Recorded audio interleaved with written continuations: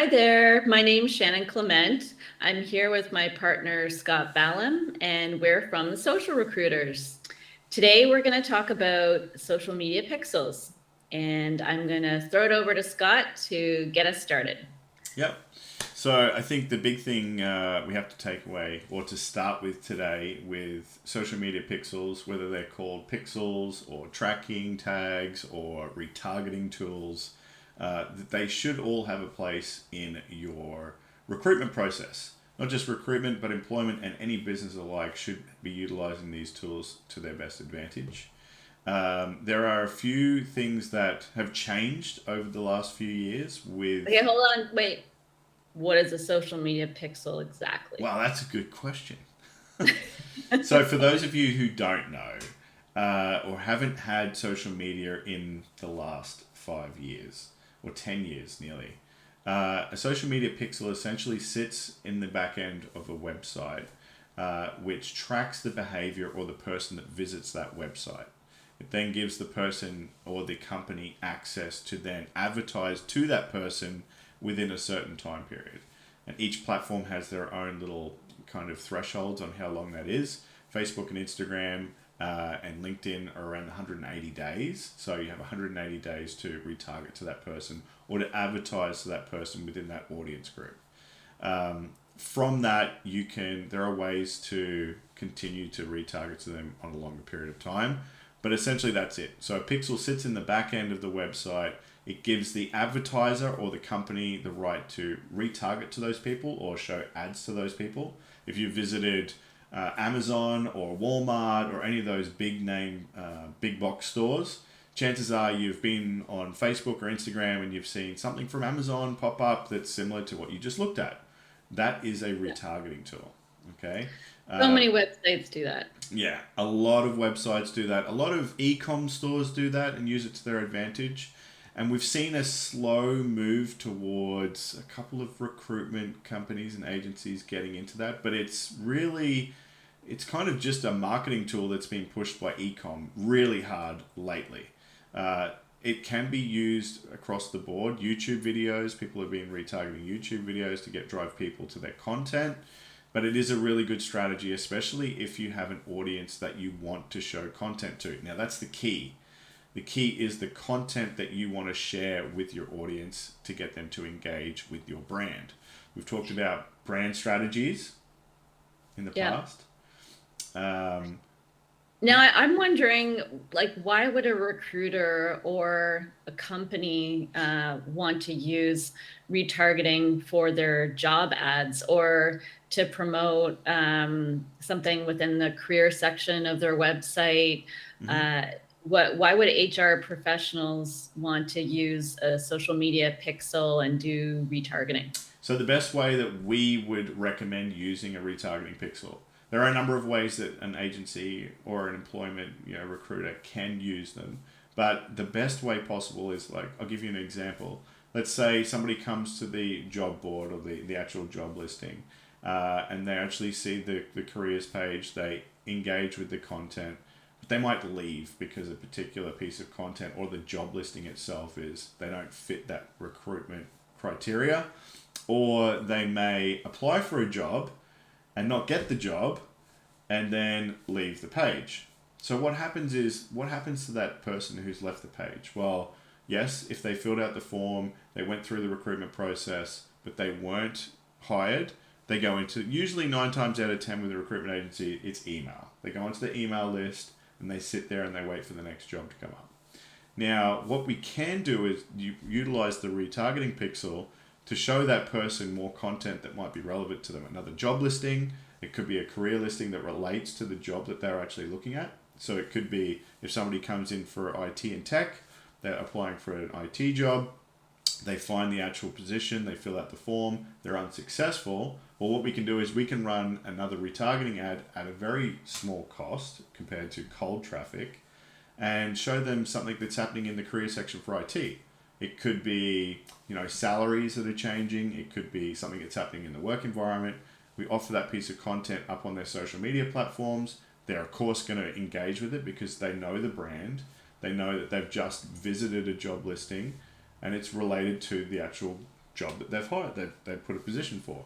So Now, now, you're right. can you as a advertiser or an employer, can you actually say retarget people that have filled out a form, gone to a thank you page after they filled out this form, and just retarget those people because Yes. you want to engage people that are maybe that have previously applied for a job, or you know that they're serious Yes, candidates. definitely. So the flexibility with the Pixel is it tracks events. So we can set certain event criteria to make sure that that person visited a specific page. Did they watch a video? Did they watch the video that was on the page for 5 seconds? Did they watch it for 5 minutes? Did they watch it for 10 minutes? Was there a specific landing page that they went through the funnel to? Did they fall off at a certain point through that funnel? So maybe they So filled out the form, they didn't complete the actual form because sometimes it is a quick one. Sorry, Shannon. Some recruitment agencies will have a funnel page to collect their personal information that will then redirect them to a questionnaire page. That questionnaire page could be 100 questions long, and 90% of people might not have time to fill that out if they're on the bus or if they're leaving, between jobs, and they close the page. If they haven't saved the form, or if there's no way for them to update the form, they have to come back to it. That means they could drop off. So we can right. retarget to them as well. So there's a couple of things that I take away from that. There's kind of a broad strategy where you're just retargeting people that have been to the website. Generally, you know that they've clicked on the ad and they've gone to the website, so therefore they're, more of an engaged candidate than Mm-hmm. someone who hasn't done that. But then there's also taking that to the next level, which could be they went to a page and they watched the full video on that describes the company and what it's like to work there. Mm-hmm. Or maybe they clicked on a call to action that to leave an email or something like that. Mm-hmm. They could have taken some action that was tracked by an event, and those people can be a separate audience. So Yeah, we I can separate those audiences based on action. segmenting audiences is like deep diving into the pixel's full use or a tracking tag's full use, and that's using it to its full potential. Um, what a lot of companies will do, and a lot, ecom tend to do it best. Ecom stores, when they have specific criteria, whether it's okay, someone went to a landing page, they went to through a look at this product, they spent 2 minutes on the page, they added the product to a cart, they didn't actually purchase it, they didn't fill out their checkout page. We want to retarget to them and say, hey, you've still got this product in your cart. Here's a 10% discount. So that's a smart way that the e-com side of things do it.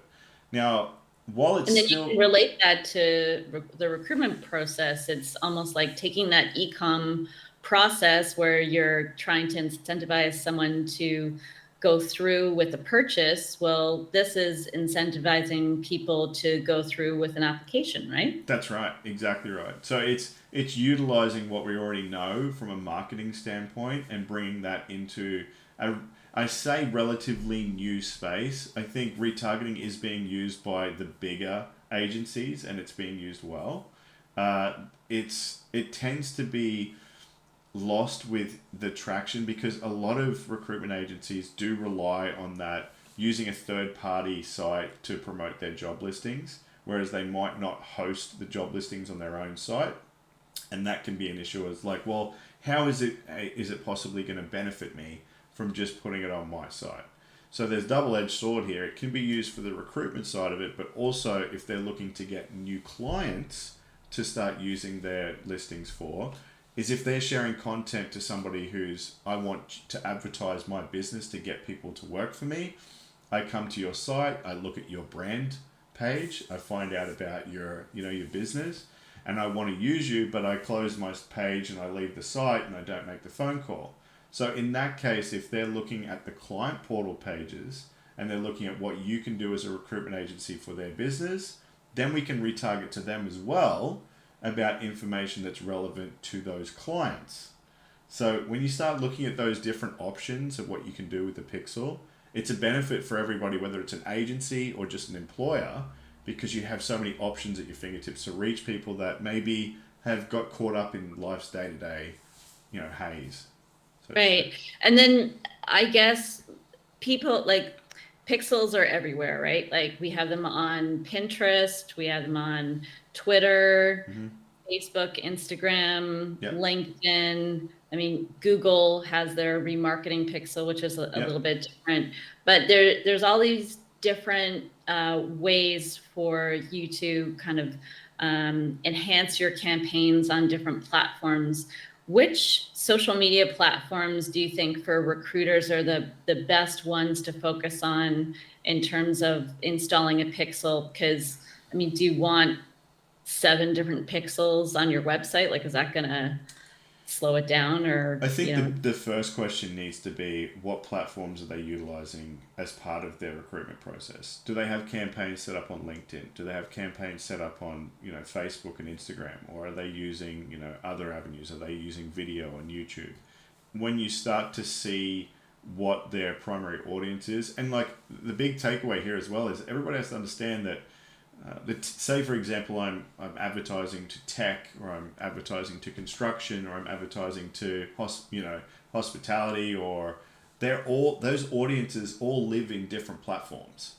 It's not a matter of, okay, LinkedIn is just for executives, that's it. There are other people that are on LinkedIn that are navigating through there as well, the job seekers.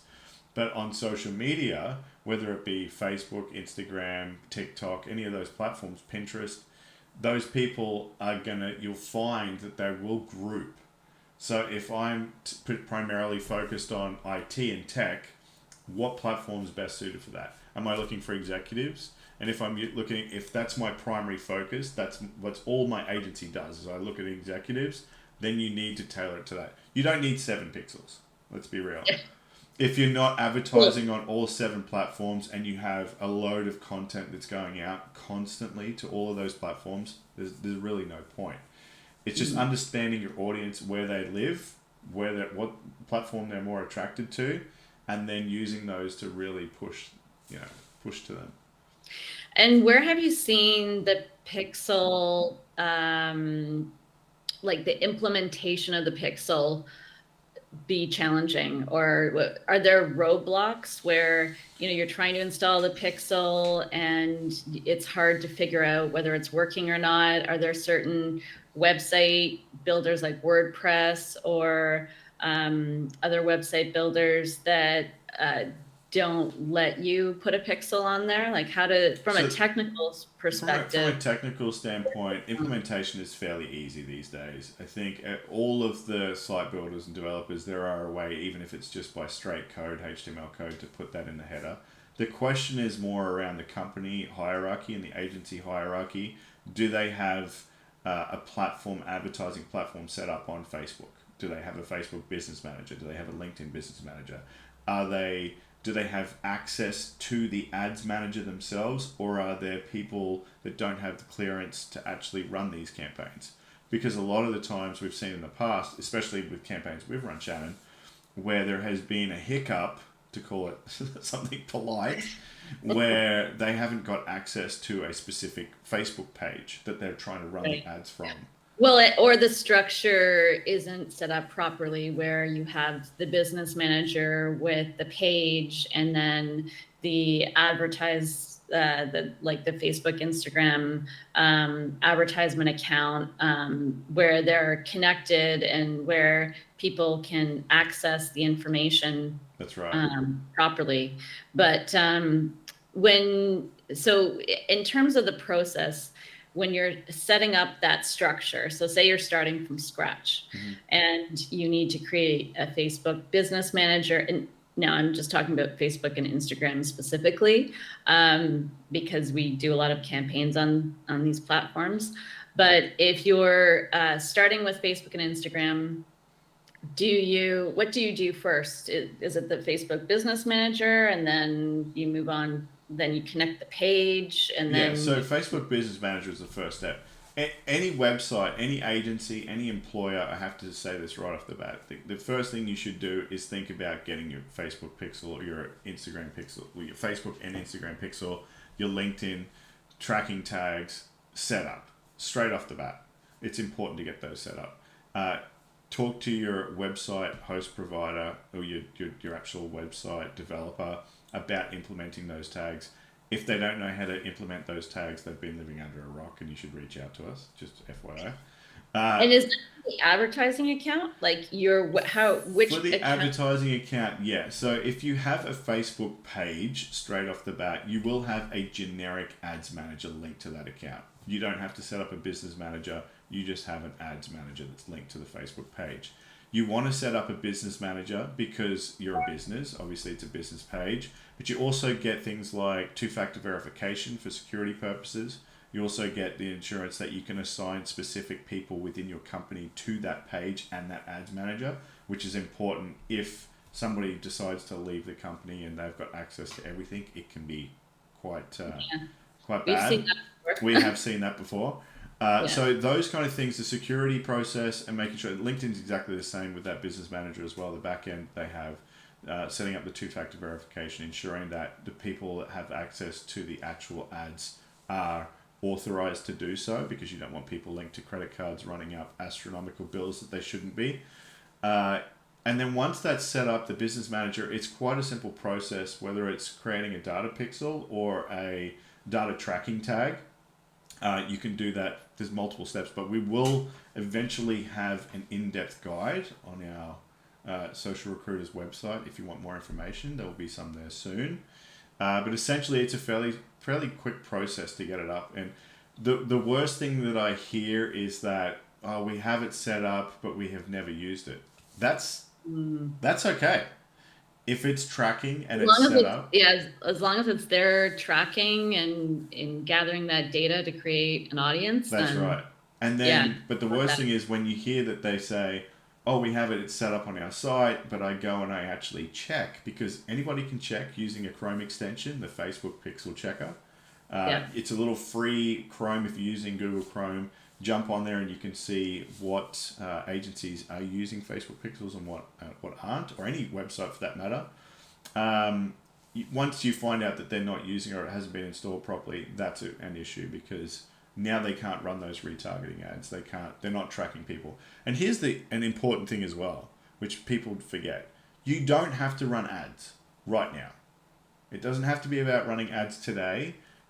Anything down the track. If somebody visits the website today, I have the authority to advertise to that person within the next 180 days.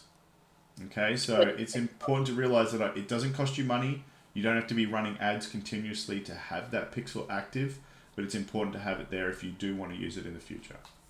So, do you need a developer or someone with more technical experience to help you set up a pixel? Like It, I'm guessing that, well, in with the clients that we've had some clients that are more technically inclined and some that aren't. mhm. And depending also on the seniority of that client, sometimes, they leave that up to us to set up because, they don't have the resources in house, or, they want to fast track that process to get it done. Um, if you're just starting from scratch and doing it yourself, would you engage a developer if you're, not the most technical person? I think most agencies these days should have a website developer. If they're an agency that's been set up for a couple of years, then chances are they have a fairly well structured website. Anything that's on WordPress or I say any website for that matter, they should have some form of developer on their site, and it's a fairly simple process to get it set up. I would recommend using a developer or a third party, like someone like the Social Recruiters, to implement the pixel if they don't know how, because it does work with the header of the site, which means that all of the hierarchy up the top of the page, but it's the first thing to load on the page. So the pixel is the first thing to load, and then the rest of the content loads after that. If you do make a mistake implementing that code, it can affect the way that the page shows, and that's not good. So if you Right. don't know what you're doing, don't jump in there all guns blazing. It is fairly easy, but that being said, it can quite easily make a mistake as well. Well, and the thing is, it's easy, but if you do mess it up, that it is key to all of your advertising. That's right. That's the one place where you probably do want to bring someone on that is experienced in doing that and testing it to ensure that you're getting the data that you're looking for. So That's right. yeah. Most agencies these days and employers do have a developer that's either on their books, either internally, or if they have a developer they use externally. And this process is literally to set up the pixel is between an hour and if that to set it up with it while it's linked to all of the accounts and make sure that the business manager's set up properly. We usually run an audit as part of our first engagement with clients so that we can make sure that everything's set up correctly. Yeah, because sometimes the pixel's not set up yet. That's right. Or it's been set up and they don't have access to it, which means that there are other loopholes we have to go through to gain access to the account again. So it's really crucial that that's done, even if you're not using the social.